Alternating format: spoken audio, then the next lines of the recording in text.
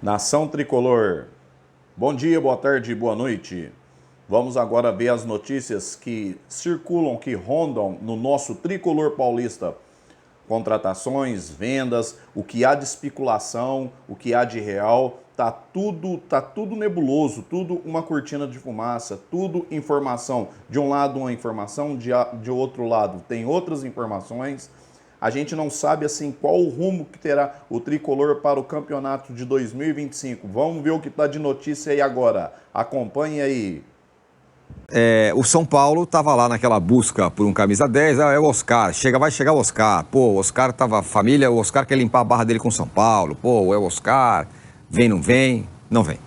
Aí foi como é que é? O Renato Maurício Prado que fala, né? Balão chinês, balão japonês. Subiu um pouquinho, o projeto Oscar já foi, que ele não vem mais. O São Paulo procura um camisa 10, o Nestor pode ir pro Bahia, tem todas aquelas coisas. Se a gente tá falando sobre se o Corinthians está com o elenco bom, o que dizer do São Paulo, que é o mesmo elenco de sempre e não deve mudar muito. Aliás, Arnaldo, aproveita para explicar para quem é mais jovem por que limpar a barra que ele fala, porque muita gente não entende qual é o contexto de limpar a barra do Oscar. Não, primeiro, do passado do passado do Oscar, não do ditado. Do passado. Primeiro eu preciso adaptar a frase. Sonho e... Sonho na brincadeira. Sonho e pesadelo. Pesadelo seria, né? Mas é quase no sonho na piada, né? Porque eu acho que o São Paulo, do meio ano para cá, em termos de mercado, é do sonho ao ridículo, né? Então eu acho que porque o São Paulo, e parte do São Paulo, a prospecção de figuras carimbadas no mercado, que evidentemente acabam não jogando no São Paulo, o que provoca uma frustração no torcedor, mas mais do que isso, um efeito colateral em quem já está lá. Então é um efeito devastador, é muito ruim, né, o que o São Paulo faz. Em relação ao Oscar, tem esse fato específico que o Versoni pede para explicar, que ele começou a carreira no São Paulo. Então, e saiu do São Paulo, via empresário dele, por não querer renovar o contrato com o São Paulo. O Inter acabou pagando uma multa rescisória, porque o Oscar tinha uma multa baixa, e ele foi para o Internacional, meio numa rasteira do empresário dele no São Paulo, e ele, jovem, foi jogar no Internacional, e de lá fez a carreira dele na Europa, muito bem no Chelsea e tudo mais, depois foi na China, o melhor jogador do mercado chinês e tal. Então, por esse histórico, a contratação do Oscar já é uma contratação polêmica, porque tem torcedor que não aceita quando um jogador, mesmo que jovem, ludibriado pelo empresário, vire as costas para o clube dele. Então, o Oscar, se fosse voltar a jogar no São Paulo, ele já voltaria com uma bigorna nas costas. Se ele errasse um passe, ele ia ser chamado de traíra e tudo mais, tudo mais. E não é exatamente um jogador de uma personalidade que... Pelo contrário, no auge da carreira, ele optou por jogar na China, sem grande pressão, sem grande holofote e tudo mais, e se tornou o jogador brasileiro mais bem pago do mundo, só atrás do Neymar. Então, quando começou essa história, várias coisas não encaixavam para mim. Primeiro, o Oscar estar movido por um desafio de limpar a barra dele. Que desafio ele gostou de encarar na carreira dele? Nenhum. Tipo, então, já é a primeira coisa falha. O Oscar quer voltar a morar no Brasil. Então, o cara não quer morar. Faz anos que o cara nem passa férias no Brasil. Também não colava. E o São Paulo querendo contratar um jogador que talvez ele não tenha condição de encaixar na folha de pagamento dele. E só esse movimento, agora com o FIDIC, que tem que reduzir a folha de pagamento do futebol por mês, significava, se o Oscar vier, tem que tirar 2 grandes para botar o Oscar. Então esse efeito é um desastre. E aí acho que você só consegue colocar esse nome em pauta se o jogador estiver sedento por morar no Brasil, jogar no São Paulo, tal como foi o Lucas Moura. O Oscar é o Rames Rodrigues, ele não é o Lucas Moura. Essa é a grande diferença. O São Paulo estava tentando contratar um outro Rames Rodrigues. E essa diretoria não aprende. E essa falácia desse camisa 10 maldito, que não existe mais no futebol mundial, o pensador, o Paulo Henrique Ganso, vai contratar o Paulo Henrique Ganso, que não jogou a parte final dos jogos do Fluminense, porque não tem condição de competir. E fica essa coisa tal, não sei o que lá. O São Paulo, aí que tá, o Abel Ferreira, não é que ele deveria trabalhar no São Paulo, mas ele deveria repetir as frases do Tele Santana à direção do São Paulo. O São Paulo precisa de jogador com fome, porque é um time que tem pouca comida. quando você tem pouca comida, ou você tem que distribuir a fração de ração para cada cachorro, velho. Senão não dá. Aí vem o Oscar, o segundo cara mais caro do planeta brasileiro, jogar no São Paulo. Pro São Paulo, ainda bem que não vem o Oscar, mas já é um estrago feito. É mais uma frustração de mercado, né? O São Paulo tem uma grande lacuna, lateral esquerdo. E o São Paulo, desde o Caio Paulista, não contratou um lateral esquerdo. E flertou com o sonho e a piada com o Alexandre, que foi seu terceiro lateral esquerdo do Flamengo. E agora pode correr o mesmo risco com o Wendel e tudo mais.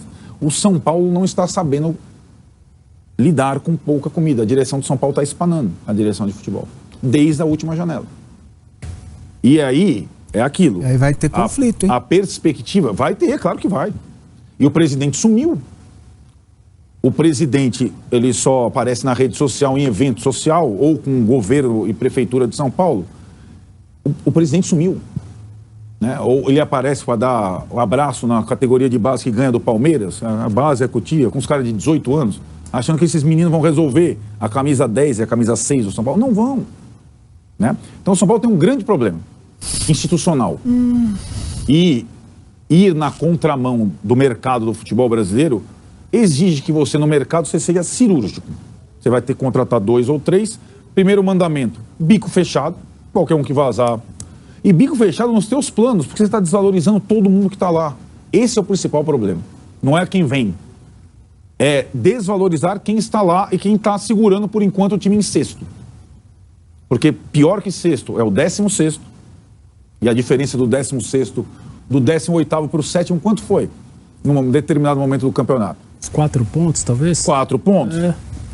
A gente acabou de fazer uma retrospectiva mostrando que o Corinthians, de rodada 30, ele passou de 18º para 7º. Aí você fica pensando, porra, a diferença do 18º para o 7º era ridícula. E assim será o ano que vem. Porque o Brasileirão, no ano que vem, é desse tipo. Então, o São Paulo no mercado é um desastre. E acho que aí tem uma situação. Se vai ter conflito, o departamento de futebol tem que sumir de cena, ficar quieto, trabalhar em silêncio, e o presidente, que gosta muito de aparecer, tem que dar satisfação. É simplesmente o que tem que fazer. O que será do São Paulo em 2025? A resposta ele tem que dar. Isso que o Ronaldo está falando, um cara escreveu ontem. Eu falei sobre isso, era um título de um texto que eu escrevi, Fala Casares. É a hora do Casares mostrar. Tem muita coisa meio estranha, né, acontecendo no São Paulo. Por exemplo, o Casares foi para Londres. O que ele foi fazer lá? Tem alguma coisa relacionada ao São Paulo? Foi bater na porta de alguém? Imersão na Premier League. Imersão na Premier League. Será que precisa de uma imersão na Premier League agora? Ou precisa... Isso é bom, já fiz, é bom, hein? Então, mas será que a urgência do São Paulo é o Casares fazer uma imersão na Premier League ou tem alguma outra coisa que está acontecendo lá? É que o Casares, cara, a gente não... Toda continuidade no poder é maldita. E vai acontecer a mesma coisa no Palmeiras. Já vai acontecer, já está acontecendo. Toda a continuidade, e o Corinthians, o Solavancos teve, né, que não tem reeleição, ele foi mantendo o mesmo grupo. Então, o Landim, toda a continuidade do poder é maldita. No esporte, então, cara, isso é batata. Até federações e confederações, né? O Casares ser reeleito sem oposição foi o pior dos mundos. E o Casares, ele não está mirando só o São Paulo, ele está mirando outras coisas. Ele está com um empresário, está com o Boninho, não sei de onde, ele está mirando a Liga, não sei o que lá, não sei o que lá. Centenário. A imersão na Premier League é para a Liga. Bom, se a viagem for para isso. Agora ele vai ter que conversar com o BAP lá, não é mais com o Landim. Ele tá... O São Paulo precisa do seu presidente minimamente focado, porque ele está tomando uma decisão que é muito importante na história do São Paulo. Sem dúvida. Que pode ser uma guinada ou pode ser o precipício. Nesse momento atual do futebol brasileiro. E no meio disso tudo tem um técnico, um jogador, uma equipe que está no limite técnico dela, dá para perceber. E você não tem 10 para... a sensação de que está largado, né? Pois é. Pelo que você está falando? E não está largado, né? O departamento de futebol está ficando ilhado. Pelo que você está falando... A questão é a falta de comunicação, né? Eu vou repetir o que eu falei, por isso que eu falo que o Casares tem que falar. Não é falar para mim. O Casares tem que convocar uma coletiva e explicar as coisas. Como é que o São Paulo o déficit. Bateu o bumbo que agora é Morumbi, então, portanto, tem Recurso a mais. Curso a mais, mudou o patrocínio, A ação, parceria não sei dos o que shows lá, lá. a parceria dos shows, agora tem show do Oasis, tem não sei o quê. O São Paulo fez um super negócio lá, então deu um incremento. O patrocínio melhorou. O patrocínio melhorar, deu um incremento nas suas finanças. Receitas. Na sua receita. Aí, ele chega um belo dia e fala, nosso déficit vai ser de 200 milhões. Opa, como assim? Vocês contrataram o Jamal Lewis, o Marcos Antônio e o Santilongo na janela do meio do ano, enquanto o Corinthians gastou 150 milhões, o Botafogo gastou 300 milhões. E a gente vai terminar o ano pior do que o ano passado? É como se cada mês desse uma empresa 20 pau a menos. É muita coisa, né? O que está acontecendo? Vamos fazer um FDIC. Bom, e aí? Mas isso vai resolver? Então, cara, é uma infinidade de perguntas. Se não é... Eu não estou falando dele abrir as contas agora e falar, olha aqui, nós estamos abrindo tudo para mostrar para vocês. Não é exatamente isso. Talvez existem coisas sigilosas, estratégias que ele não possa falar. Mas falar sobre um déficit que surpreendeu a todo mundo, pelo tamanho, acho que era obrigação. Até para, desculpa eu me alongar, mas acho que até para, e acho que esse é um ponto muito importante, para ele não perder a coisa mais importante que o São Paulo tem desde quando entrou nessa fase ruim. E eu vou dizer que ele é quase mais importante que o título da Copa do Brasil. Isso precede o Casares. Ele precede foi o Casares. Incrementado pelo Precede o setor Casares. popular e torcida no estádio. Que é o elo construído entre torcida e time. Se isso se romper, aí ferrou. Porque o São Paulo, nessa draga toda, tem a segunda maior média do Brasil, maior público da história do Morumbis. A torcida tá junto, mas a torcida não vai se sentir fazendo o papel de otária. Exatamente. Se ela fazer o que ela está fazendo e chegar no fim do ano, pessoal, tem um déficit aí de 200 milhões. O clube social deu 5 milhões de déficit. Aí não vai dar. Porque é o seguinte, o departamento de futebol do São Paulo, que está se separando da presidência, isso também está claro, por conta desse plano de austeridade. Claro, né? É como se você falasse, a Leila chegasse Barros e Abel. É como chegou um momento, o Gagliotti falou pro Abel, aqui não vai ter... Só que o Palmeiras tinha uma gordura lá atrás de elenco, São Paulo não tem. O que foi fazer o departamento de futebol de São Paulo ano a ano? Rames à parte. Melhorando paulativamente o elenco do São Paulo. Tijolo por tijolo. Vários erros, mas muitos acertos. Hoje a gente fala, o Jamal Lewis e o Santilongo, foi uma situação desesperada. Mas nesse ano foram contratados Bobadilha, Luiz Gustavo, Ferreirinha... vários que jogaram, André Silva, enfim, o time do São Paulo melhorou do ano passado para cá em alguns aspectos. Agora, a perspectiva é a primeira vez desde que essa direção entrou que a perspectiva para o ano seguinte é piorar e não melhorar, em termos de investimento. E aí, você não pode errar. Então, departamento de futebol, você não pode errar. Você não pode dar uma de Oscar. Você vai, solto o Oscar, não trago. E se eu trouxesse, se ele fracassasse em 2 meses como o Ramos Rodrigo, eu estava morto. Você não pode errar dessa forma. E acho que nessa situação, para mim, eu vejo, a partir do momento em que a direção do futebol desistiu de rifar o Zubeldia, ela trouxe o Zubeldia para os caras fazerem um negócio... entre eles de sobrevivência. Técnicos, jogadores para essa temporada. Esse lance do Oscar me parece que ser aquela coisa do ia vir o corpo, a alma dele não ia vir. Pois é, tem isso. Ele não ia estar com o corpo e a alma aqui. Tá, eu vou lá, vou pagar uma dívida, mas não ia vir. É mais ou menos como o William veio pro Corinthians, tinha um talento, mas a gente em nenhum momento via ele e falou, cara, esse cara é o cara da Zona Leste de São Paulo que a gente conheceu quando garoto e tal. Então, esse é um ponto. Um ponto que eu acho que o São Paulo poderia usar, eu fui até pegar aqui, prestem atenção. Equador, Argentina, México, Colômbia, Paraguai. O Zubeldia trabalhou em todos esses países.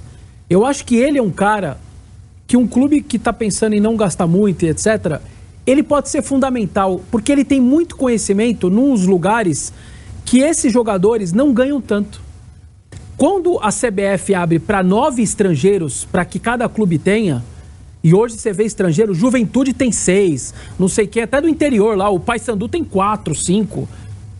Eu acho que o Zubeldia é o seguinte, nós não temos tanta grana, no Paraguai se ganha menos, no Equador menos, tal. Ajuda a gente aqui. Você, sua comissão técnica, você tem ramificações, você guarda seus parceiros, seus ex-auxiliares, caras que você trabalhou. O que a gente faz? Temos 9 vagas aqui de estrangeiros no Brasil. Eu não vou ter condição de pegar esses brasileiros, tá muito caro. E europeu é muito caro. Põe o Zuba no Fiat 147. Me ajuda, cara. Eu acho que esse cara, ele tem um conhecimento de América do Sul bom, que pode ajudar. Claro, mas aí que tá. A direção do São Paulo é a mesma, desde o Crespo. Nenhum treinador do São Paulo, do Crespo para cá, fora o Rogério, em algumas situações, indicou um jogador. A direção do São Paulo contrata por ela. É um Moneyball. O Zubeldia pediu um jogador, o Paulo Fernandes, que está no Fortaleza. Todos os outros jogadores foram contratados pela direção do São Paulo. E essa questão, aí está o técnico, diferentemente do Palmeiras, porque o Abel tem as digitais em todos os jogadores do Palmeiras. Não adianta ele falar que não, porque tem. No São Paulo, não. No São Paulo, não. O Zubeldia pediu o Paulo Fernandes, que agora está indo de graça para o Fortaleza, né? Porque acabou o contrato, e a diretoria contratou o Santilon. E assim vai. O Jamal, vamos combinar, e é fato isso, não é uma interpretação, é fato. Você acha que o Zubeldia indicou o Jamal Lewis? Não. O São Paulo? Não, claro que não. É claro que nem não. o Santilon, que falar é argentino. Não, e nem o Santilon, e nem nenhum. E eu acho, concordo plenamente com você. Zubeldia, nós precisamos de um lateral esquerdo e um meia. Vamos garimpar aqui. Você tem alguma informação? O cara não sei o quê. Conheço o cara da LDU, o cara do... Mas, não me parece o caminho. Vamos colocar... Bola, Oscar, Wendel, nomes falados aí nas últimas semanas. Para a frustração de uma parte da torcida do São Paulo, o São Paulo pensa no mercado mais restrito para o início do ano que vem, com 2 contratações apenas, que são um meia e um lateral esquerdo. Porque tem toda a discussão do fundo criado pela Galápagos, que limita a 50% da receita do São Paulo o custo com o futebol. E se o São Paulo arrecada 680 milhões de reais, nós estamos falando de 340 milhões de reais. Acontece que 340 milhões de reais é o custo anual do futebol do São Paulo, sem considerar viagens e hospedagens. O São Paulo gasta isso só para viver. Então, já bateu no teto. Se o limite para o fundo é 340 dos 680 que o São Paulo arrecada, tem pouco dinheiro para contratação. Quais são as 2 contratações? O Wendel, lateral esquerdo. O Wendel pode ter novidade hoje, mas o São Paulo precisa disponibilizar um dinheiro para pagar ao Porto pela rescisão. O Porto não vai dificultar a saída do Wendel de Portugal, mas o Porto não vai liberar de graça. Uma coisa é não dificultar, outra coisa é liberar de graça. O Wendel não vem de graça. Então, o São Paulo precisa disponibilizar uma quantia para pagar o Porto. O São Paulo acha que isso pode avançar hoje. Na direção do Centro de Treinamento da Barra Funda, se entende que esse avanço pode acontecer hoje. E o Wendel pode ser o lateral esquerdo do São Paulo, mas não tá tão simples como pareceu 2 semanas atrás, quando surgiu de novo o nome do Wendel. Galera tricolor, tá aí tudo informações assim, que encontra, desencontra, às vezes fala uma coisa, às vezes fala outra. O que vocês acham? Comenta aí, curte, compartilha, comenta. Deixa aí a sua ideia, a sua mensagem, o que vocês acham, o que vocês não acham, o que vocês ouviram falar em outros locais, né? Complemente aí, vamos interagir. O São Paulo, sem condições financeiras, tenta contratações, às vezes fala de coisas astronômicas, coisas fora da realidade. Parece assim, para tapar um pouco a má impressão que deixou em 2024, dá esperança 2025 e logo depois falam que não vão contratar mais, inventam séries de desculpas, inventam assim muitas coisas que não tem nada a ver, que sai com o âmbito assim, desencontrando informações. Comente aí, vamos torcer para o nosso São Paulo vir forte para 2025. Um abraço a todos, vamos nessa, fui!